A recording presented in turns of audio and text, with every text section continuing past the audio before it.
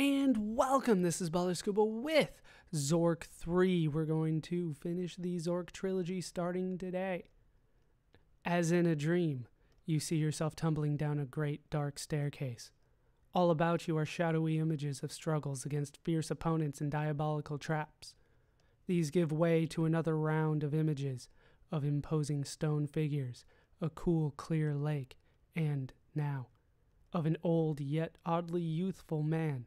He turns toward you slowly, his long silver hair dancing about him in a fresh breeze. You have reached the final test, my friend. You are proved clever and powerful, but this is not yet enough. Seek me when you feel yourself worthy. The dream dissolves around you as his last words echo through the void. So begins Zork 3, The Dungeon Master. Released in 1982, still a very early video game, but very good. We are in the endless stair. You are at the bottom of a seemingly endless stair, winding its way upward beyond your vision. An eerie light coming from all around you casts strange shadows on the walls. To the south is a dark and winding trail. Your old friend, the brass lantern, is at your feet. We're going to go ahead and take that lantern. And I've already done a move. Got no score for it, though. All right, we're going to head south to, well, we don't know. It is pitch black. You are likely to be eaten by a grue once again, as long as you just hang out. The grue will eat you if you are in the dark, so you need to turn on the lantern. And now we are in the junction. You are at the junction of a north-south passage and an east-west passage. To the north, you can make out the bottom of a stairway. The ways to the east and south are relatively cramped, but a wider trail leads to the west. Standing before you is a great rock. Embedded within it is an elvish sword. We're going to head west. Yeah, we're not going to need that just yet. And now we have made it to the barren area. You are west of the junction, where the rock-bound passage widens out in a large flat area. Although the land here is barren, you can see vegetation to the west. South of here is a mighty wall of stone, ancient and crumbling. To the southwest, the wall has decayed enough to form an opening, through which seeps a thin mist. A trail dips sharply into rocky terrain to the northwest. We're just going to head west again. And we've made it to the cliff. There's a lot of stuff going on here. This is a remarkable spot in the dungeon. Perhaps 200 feet above you is a gaping hole in the earth's surface through which pours bright sunshine. A few seedlings from the world above, nurtured by the sunlight and occasional rains, have grown into giant trees, making this a virtual oasis in the desert of the underground empire. To the west is a sheer precipice, dropping nearly 50 feet to jagged rocks below. The way south is barred by a forbidding stone wall crumbling from age. There is a jagged opening in the wall to the southwest, through which leaks a fine mist. The land to the east looks lifeless and barren. A rope is tied to one of the large trees here and is dangling over the side of the cliff, reaching down to the shelf below. It seems as if somebody has been here recently, as there is some fresh bread lying beneath one of the other trees. Well, bread sounds good. You catch, out of the corner of your eye, some movement among the trees. Well, let's get the hell out of here then. We're going to head down to the cliff ledge. This is a rock-strewn ledge near the base of a tall cliff. The bottom of the cliff is another 15 feet below. You have little hope of climbing up the cliff face, but you might be able to scramble down from here, though it's doubtful you could return. A long piece of rope is dangling down from the top of the cliff and is within your reach. A large chest, closed and locked, is lying among the boulders. I do want what's in that chest, I am sure, but they're not really going to let me get it. All right, down here we need to wait. And wait. There we go. Time passes. At the edge of the cliff above you, a man appears. He looks down at you and speaks. "Hello down there. You seem to have a problem. Maybe I can help you." He chuckles in an unsettling sort of way. "Perhaps if you tied that chest to the end of the rope, I might be able to drag it up for you. Then I'll be more than happy to help you up." He laughs again. I'm not sure if I like this guy, but we're gonna tie the chest to the rope. Will they let me do it like that? They will. The chest is now tied to the rope. The man above you looks pleased. Now there's a good friend. Thank you very much indeed. He pulls on the rope and the chest is lifted to the top of the cliff and out of sight. With a short laugh, he disappears. I'll be back in a short while, are his last words. Well, that sounds great. We will wait around then. And wait around. Until he comes back. He actually does come back. This is kind of weird. A familiar voice calls down to you. Are you still there? He bellows with a coarse laugh. Well then, grab onto the rope and we'll see what we can do. The rope drops to within your reach. All right, grab the rope. It's kind of weird. You have to grab the rope. If you climb the rope, it does something different. You grab securely onto the rope. The man starts to heave on the rope, and within a few moments you arrive at the top of the cliff. The man removes the last valuables from the chest and prepares to leave. You've been a good sport. Here, take this for whatever good it is. I can't see that I'll be needing one. He hands you a plain wooden staff from the bottom of the chest and begins examining his valuables. The chest, open and empty, is at your feet. Well, super. But it turns out we do actually want the staff. So we're actually fine. Believe it or not, we're going to take the chest, though. You seem to hear from the southwest the sounds of the sea. Your friend, moving quickly, dodges behind some trees and is lost from sight. Well, what are you going to do? We'll head to the southwest to the sounds of the sea. To the land of shadow, actually. You are standing atop a steep cliff, looking west over a vast ocean. Far below, the surf pounds at a sandy beach. To the south and east are rolling hills filled with eerie shadows. A path cut into the face of the cliff descends toward the beach. To the north is a tall stone wall, which ends at the cliff edge. It was obviously built long ago. And directly north is a spot where you could climb over the rubble of the decaying wall. Well, what are you going to do? Actually, we're going to save. That's what we're going to do. And believe it or not, we're going to be doing more waiting. Oh, well, that didn't take long. Through the shadows, a cloaked and hooded figure appears before you, blocking the western exit from the room and carrying a brightly glowing sword. From nowhere, the sword from the Junction appears in your hand, wildly glowing. If you tried to grab it before, it would not let you pull it out of the stone. But now it just magically appears with you, so things are working out well for us. What we want to do is attack figure with sword. A good parry. Your sword wounds the hooded figure. The figure has a light wound, which hasn't affected its seemingly great strength. Your quick reflexes cannot stop the hooded figure's stroke. You are hit.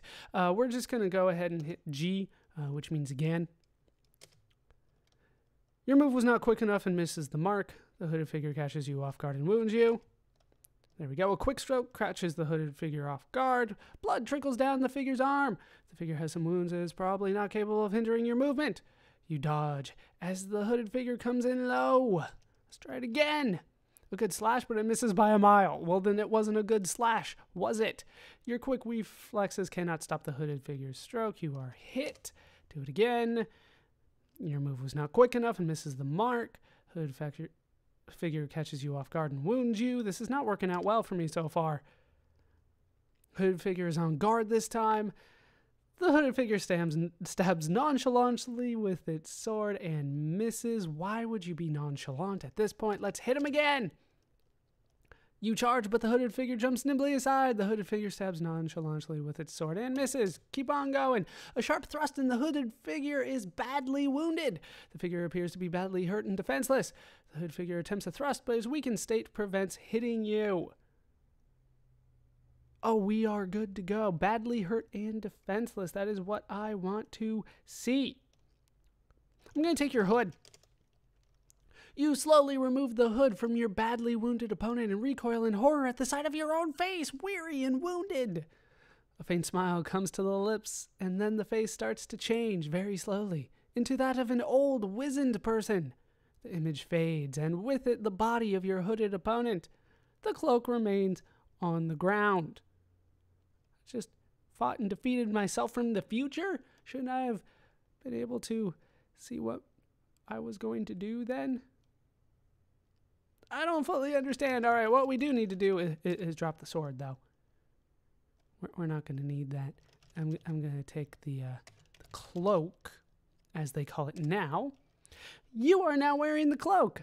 I wonder how this will end up. All right, we can head north from here. Back to the cliff. And then back to the junction by going east twice. Staying before you is a great rock. The sword is no longer in it. What are you going to do? All right, we're going to head south from there to the creepy crawl. You are in a dark and quite creepy crawlway with passages leading to the north, east, south, and southwest. I say we go south again. To the foggy room. You are in a dank passage filled with a wispy fog. A spooky passageway leads north and a wider path heads off to the south. To the west, the path leaves the rock and enters an eerie, shadowy land. We're going to head south again. To the lake shore. You are in a wide cavern on the north shore of a small lake. Some polished stone steps lead to the southeast, and a sheer rock face prevents any movement around the lake to the southwest. The cavern is dimly lit from above. Now, what we want to do is turn off lantern. I think I have to do it that way, otherwise it will not work. Drop all but chest. And I've dropped all my things that I've worked so hard to pick up. We have to do that sometimes. All right, I'm going to save again before we move on. After all, I won the fight. And also somehow I lost the fight. Either way, we're still on the lake shore. What I do want to do is go into the lake. The shock of entering the frigid water has made you drop all your possessions into the lake, which is why all I had with me was the chest. Which I still need, actually. On the lake, you are floating on the surface of the lake. The water is ice cold, and your ability to survive here for long is very questionable. A swim north puts you at your starting point. Conditions to the east are poor where the lake turns into swamp. The west and south shores are suitable for walking, however. A giant rock, previously hidden among the rocks, is headed right towards you, its mouth gaping wide. A rock is a giant mythological bird, so I am not hoping to get eaten by this. But honestly, what I wanted to do anyway was dive. Really, I really did want to dive anyway, even though it's really cold. We're now underwater. You are below the surface of the lake. It turns out that the lake is quite shallow and the bottom is only a few feet below you. Considering the frigid temperature of the water, you should probably not plan an extended stay. The lake bottom is sandy, and a few hardy plants and algae live there. There is a chest here. Something sparkling in the sand catches your eye for a moment. Oh, I'm going to need that chest. Oh, I got it right away. Out of the corner of your eye, a small shiny object appears in the sand. A moment later, it is gone. I think that's still going to be fine. We want to head up to the top of the lake. The icy waters are taking their toll. You'll not be able to hold out much longer. Yeah, I didn't plan on staying here too much longer anyway. Head south to make it to the southern shore. The rock has apparently given up on eating us. You are on the south shore of the lake. Rock formations prevent movement to the west, and thickening swamp to the east makes the going all but impossible. To the south, where the beach meets a rock formation, you can make out a dark passage sloping steeply upward into the rock. What I do want to do is drop the chest here, enter the lake. You're nearly paralyzed by the icy waters as you swim into the center of the lake, and we want to dive. Out of the corner of your eye, a small shiny object appears in the sand. A moment later, it is gone. Once again, I think that we will still be fine. I still think we'll be fine. All right, take shiny object. Is that what I want? The shiny object slips from your grasp and back onto the floor of the lake where it is covered in sand. At the corner of your eye, a small shiny object appears in the sand. A moment later, it is gone. No, seriously, take the shiny object. Okay, we're fine. The shiny object slips from your grasp and back onto the floor of the lake where it is covered in sand. Out of the corner of your eye, a small shiny object appears in the sand. A moment later, it is gone. The icy waters are taking their toll. You will not be able to hold out much longer. You run out of air and return to the surface on the lake. All right, we'll head south. And then we'll just try this again. Enter the lake. Dive. Take shiny object. The shiny object slips from your grasp and back onto the floor of the lake where it is covered in sand. Take shiny object. Come on. You reach the shiny object. It is a simple golden amulet. The icy waters are taking their toll. You will not be able to hold out much longer. You run out of air and return to the surface. And we are back on the lake. But we did it. We got the gold amulet. That is actually what I wanted. Now we want to head west to the western shore. You're on the western shore of the lake. The ground here is quite hard, but a few sickly reeds manage to grow near the water's edge. The only path leads into the rock to the south. Into the rock. Apparently that's what it's going to be. We need to head south from here to the Scenic Vista. You are in a small chamber carved in the rock with the sole exit to the north. Mounted on one wall is a table labeled Scenic Vista, whose featureless surface is angled toward you. One might believe that the table was used to indicate points of interest in the view from this spot, like those found in many parks. On the other hand, your surroundings are far from spacious, and by no stretch of the imagination could this spot be considered scenic. An indicator above the table reads 4. Mounted on one wall is a flaming torch, which fills the room with a flickering light. What we actually want to do here is wait, believe it or not. The time passes, the indicator above the table flickers briefly, then changes to 1. We want to wait again. There we go, until it changes to 2. And that is what we want to do. All right, take the torch. Touch the table.